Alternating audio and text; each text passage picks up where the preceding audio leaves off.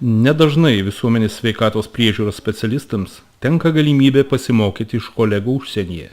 4 Šiaurės Lietuvos visuomenės sveikatos biurai kartu su sveikatos mokymo ir lygų prevencijos centru bei Janos visuomenės sveikatos fondu iš Nyderlandų 2014 metais įgyvendino projektą Sveikatos mokymo kokybės gerinimas.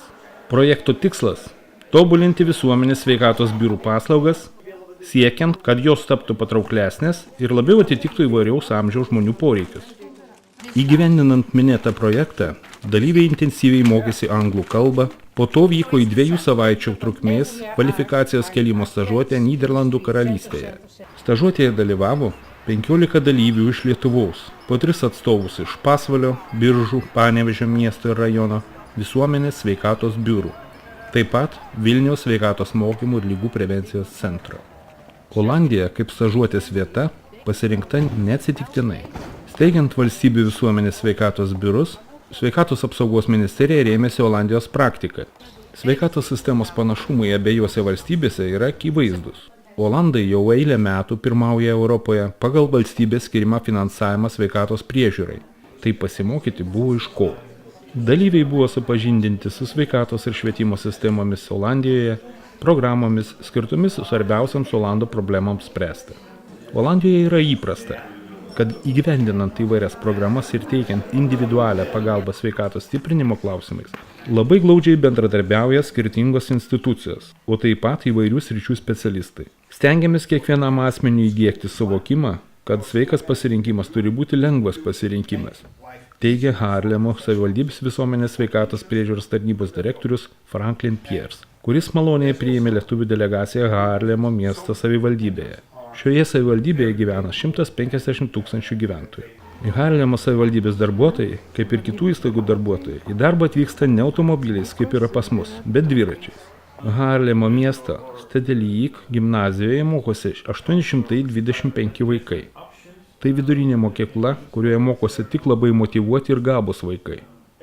Pedagogai Hein ir Sebastian stažuotės dalyvius supažindina su kompetentinga, individualia ir konsultacinė pagalba, kuri taikoma šios mokyklos mokiniams. Šioje mokykloje vienas iš pedagogų paskirtas pasitikėjimo žmogumi, kurio darbas ypač reikalingas vienišiems bei pažeidžiamiausiams asmenims. Pasikreipėsi tie mokiniai, kurie nori išspręsti vieno ar kito pobūdžio problemas.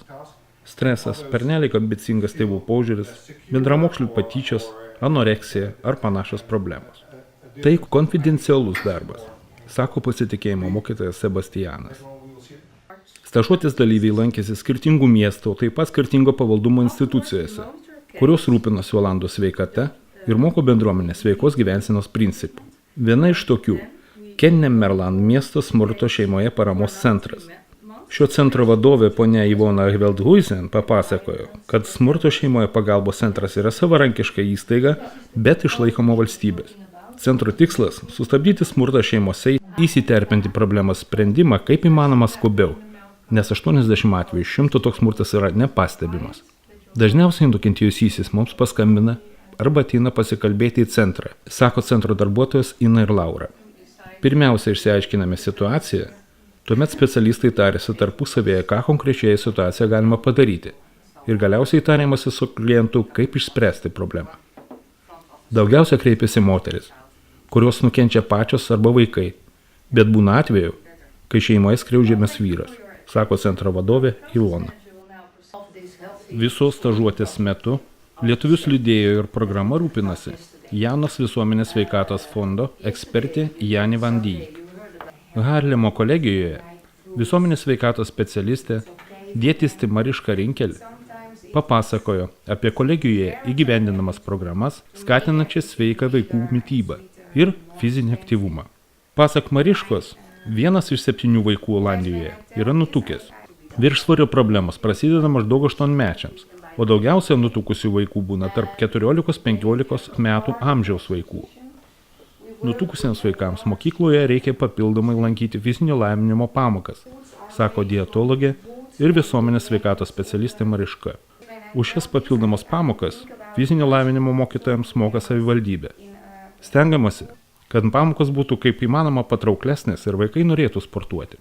Dietologė pasidžiaugė, kad net 4 kartus per savaitę ji kalbasi su skirtingo amžiaus vaikais apie sveiką mitybą, organizuoja popietės ir akcijas tėvams, moko, kokį maistą paruošti vaikų gimtadienio švenčio proga ir ką įdėti vaikams užkandžiauti.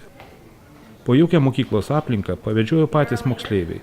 Apžiūrėjome technologijų kabinetus, mokytojų ir moksleivių poilsio kambarius, moksleivio laisvalaikio ir užklasinės veiklos patalpas. Harlemo miesto Divaden pradinės mokyklos mokiniai lietuvius pasitiko nuotaikingų šokių. Ši mokykla turi sveikatos stiprinančias mokyklos sertifikatą, todėl ypač daug dėmesio skiria mokinių sveikatos priežiūrai. Mokyklos direktorė, ponia Anelija Siezinga, papasakoja apie jų mokyklos specifiškumą, nes čia mokosi įvairių kultūrų mokiniai.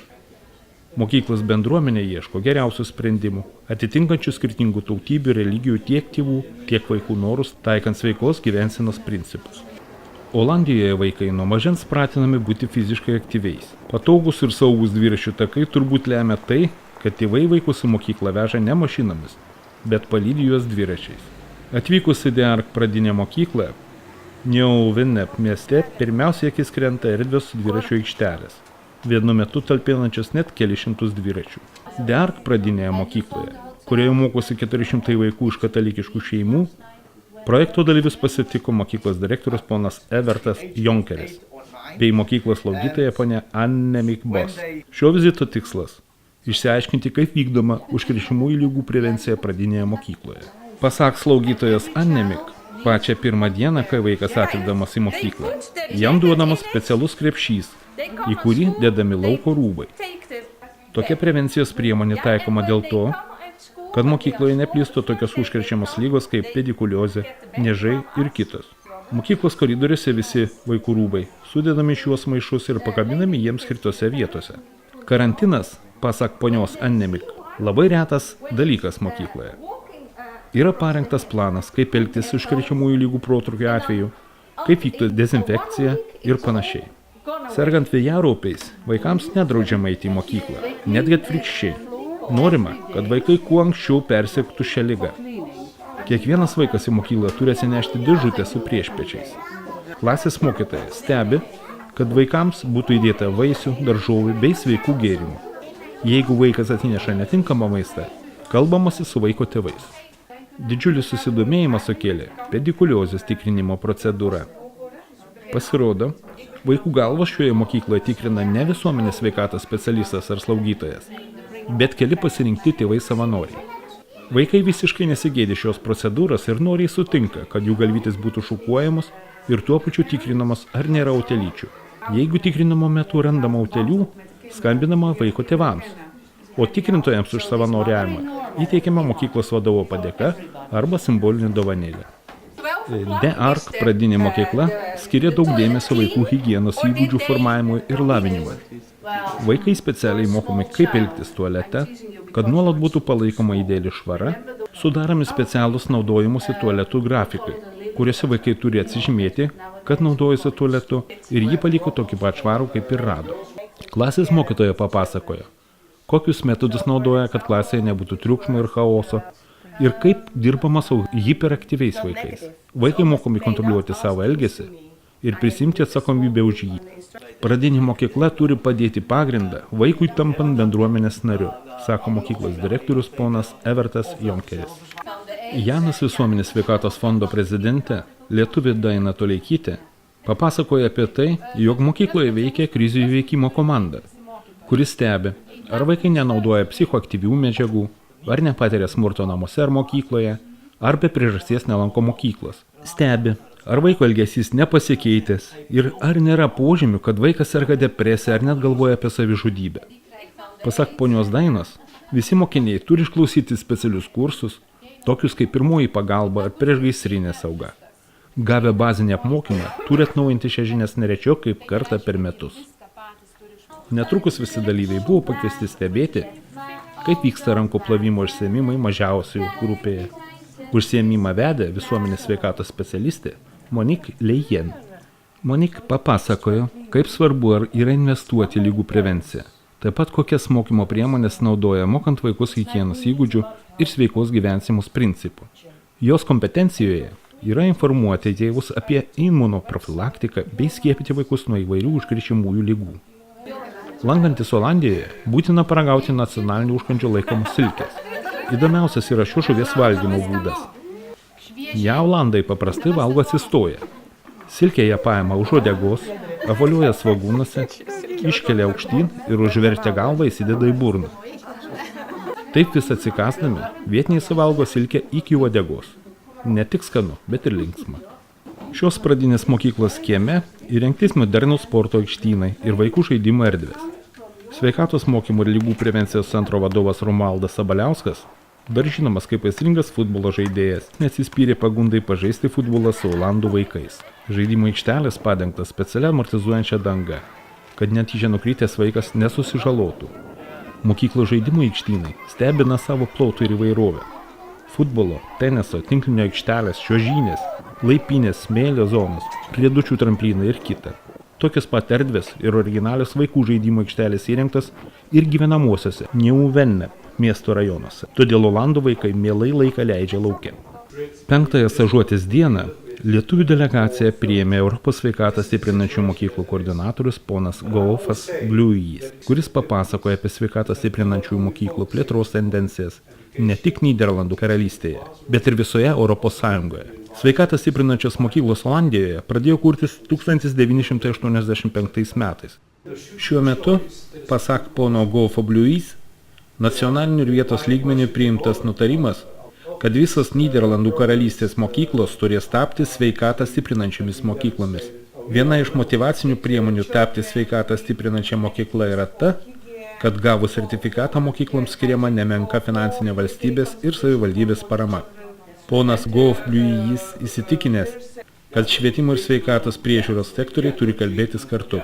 Tarptautinėje sveikatą stiprinančių mokyklų plėtros konferencijoje pranešimą skaitė profesorė Oldrun Samdal iš Bergeno universiteto, profesorius Serob Kachatrijan iš Armėnijos, Europos sveikatą stiprinančių mokyklų koordinatorius ponas Golf Bliujys. Pasak profesoriaus iš Armėnijos Serobo Kachatrijano, vaikai yra panašus į augalus. Juos reikia prižiūrėti ir tinkamai puoselėti, o mokytojai turi būti gerais sodininkais, mylėti savo darbą ir padėti vaikams užaugti protingais ir atsakingais žmonėmis, galinčiais įveikti stresą, nepasiduodančiais vartotojiškumui, gerbiančiais tautos tradicijas. Po pranešimų diskusijos vyko grupėse. Savo mintimis galėjo dalintis visi konferencijos dalyviai. Įdomiausias diskusijų temos – mokytojų ir sveikatos priežiūros specialisto, dirbančių mokykloje požiūrių ir interesų skirtumai, vaikų įgalinimo rūpinti savo sveikatą problema, neretai pasitaikinti mokytojo motyvacijos augti savo darbės stoka ir kitos temos. Sekančią dieną lietuvius pasitiko Hilversum miesto MBO kolegijos vadovas ponas Ko van Houten, kurio gera nuotaika neišblėso visą dieną. Olandijos viešojo transporto tinklo daugiausia sudaro greitieji traukiniai. Lietuviai įsitikino, kad orientuotis traukinių stotyje visiškai nesudėtinga. Ponas Ko van Houten papasakojo, kad MBO kolegija yra vienintelis toks koledžas Olandijoje, įkurtas 1997 metais. Čia mokosi 6000 studentų, kurie dėl savo sunkaus arba kartais netramdomo elgesio negalėjo mokytis kitose ugdymo įstaigose. Socialinis mokinių statusas labai įvairus. Vieni studentai važinėja Rolls-Royce automobiliais, bet yra nemažai tokių, kurie neturi ką valgyti. Pasak pono Ko, studentų solidarumas išsprendžia visas panašias problemas. Koledže galima išmokti šių specialybių – rūbų dizainerio, kirpėjo, mechaniko, konditerio, ekonomisto, radiotechniko ir daugelio kitų. Už mokslą koledže 4 metus moka valstybė. Didžiulis pastatas įrengtas moderniai, daug poilsio zonų, nepaprastai erdvi studentų valgykla. Čia galima įsigyti įvairiausių sveikų užkandžių ir netgi alaus, jeigu esi pilnametis. Apžiūrime koledžo patalpas, kirpėjų korpuso sales, kuriuose vyksta praktiniai mokymai. Pasak pono Ko, koledže vieną dieną per savaitę dirba gydytojas. Jam darbo netrūksta. Nemaža dalis studentų turi viršsvorį. Emigrantės merginos, ypač iš Maroko, neretai tampa nėščiomis, būdamos nepilnametės. Apie tai vengia pasakyti tėvams, todėl susiduria su daugybė problemų. Panašioms problemoms spręsti koledže veikia ekspertizių centras. Pasak pono Ko, moksleiviai, baigę koledžą, yra paklausūs darbo rinkoje ir niekada nelieka be darbo. Mokiniai turi puikias mokymosi bazės, Čia vyksta daug interaktyvių užsiėmimų. Koridoriuose studentai turi rakinamas spinteles, kuriuose laiko savo daiktus. Konditerijos skyrių studentai savo pagamintus patiekalus parduoda čia pat jaukiai įrengtoje kavinėje. Tokiu būdu skatinamas mokinių pasitikėjimas savimi.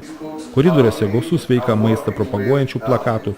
Mokiniai kasdien matydami tokius plakatus formuoja teigiamus sveikos gyvensenos įgūdžius. Keliaujant po Olandiją, į akis krinta dviračių gausa. Prie kiekvieno namo ir biurų pastato, prie įėjimų į parkus galima pamatyti daugybę šeimininkų laukiančių prirakintų dviračių. Manoma, kad dviračius turi 80% Olandų. Šių transporto priemonių šalyje beveik dvigubai daugiau nei automobilių, apie 12 milijonų. Pasak jų, jais važinėti sveika, be to pigu. Keliauti visuomeniniu transportu Olandijoje labai brangu, tad sėsti ant dviračio visuomet apsimoka. Jo labiau, kai čia puikus dviratininkų keliai, kurie net dvigubai platesni už šaligatvius. Olandijos sostinė Amsterdamas išraižytas daugybės kanalų. Plaukiant kanalais atsiveria kitoks, dar gražesnis senovinio miesto vaizdas. Projekto dalyviai laisvalaikio turėjo nedaug. Nyderlandų nacionalinio meno ir istorijos muziejaus kiemelėje netruko gerų emocijų.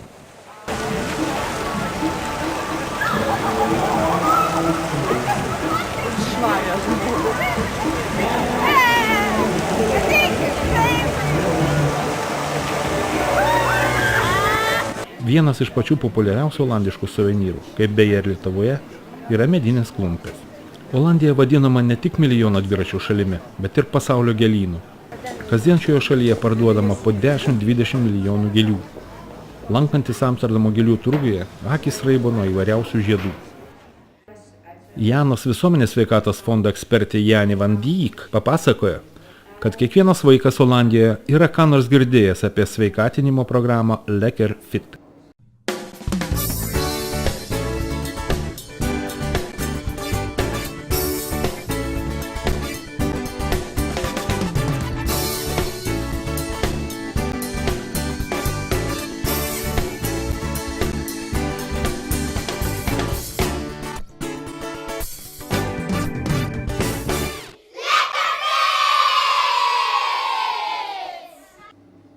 Į šią programą įtraukti geriausi Olandijos žmonės, sporto ir muzikos pasaulio žvaigždės, miestų merai ir politikai. Ir visi jie skatina žmonės būti fiziškai aktyviems ir rinkti sveiką gyvenimo būdą.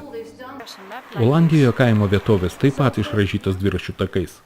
Savaitgaliais čia pilna dviratininkų, dėvinčių specialius dviratininkų kostiumus ir sportuojančių savo malonumui.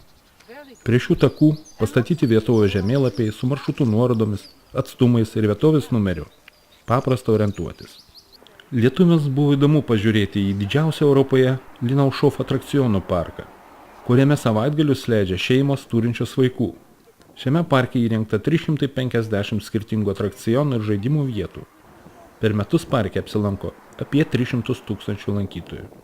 Trumpa atokvėpio minutė prie Šiaurės jūros ir toliau vykstame į Life Fit sporto klubą. Sporto klube dalyvių laukia staigmena. Visi jie buvo pakviesti į sveiko maisto degustaciją. Meniu įvairus. Lazanė su balta žuvimi, itališkos korinjetės su kumpiu ir šampinjonais, mozzarella su pomidorais, marinuota lašiša su citrinomis ir kiti patiekalai, išauginti vien ekologiškuose ūkiuose. Stalo įrankiai taip pat buvo pagaminti iš ekologiškų, daugkartinio naudojimo ir gamtą tausojančių medžiagų. Pardė sporto mokyklą Life Fit lietuvius vedžiojo šio klubo įkūrėjai ponas ir ponė Reindersai, kurie pasakojo, kaip motyvuoti jaunus žmonės gyventi sveikai. Mokykloje įrengtos erdvės treniruoklių salės, bėgimo takeliai, dviračių salė, kuri vienu metu gali patalpinti apie 100 žmonių. Kad jaunos šeimos nevaržomos galėtų ateiti į klubą, vaikams įrengtas jaukus žaidimų kambarys. Sporto komplekse taip pat yra pirtis ir saunos atskirai vyrams ir moterims, modernus soliariumas. Pabaigai kviečiame pasižiūrėti pamokomą filmuką apie mažo berniuko iš Olandijos Luko dieną. Heb je hem ook zo gemist? De Big Tasty met bacon? Hij is weer terug.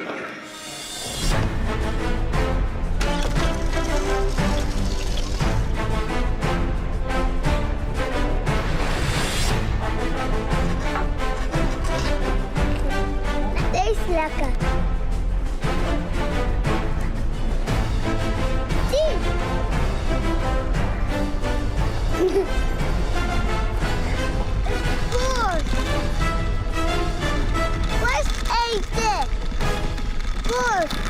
Kijk eens, jongen. Wil je nog een stukje worst? Alsjeblieft.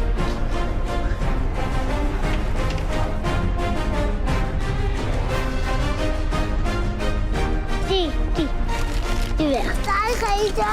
Een tijger. Die leeuw eten. Lekker.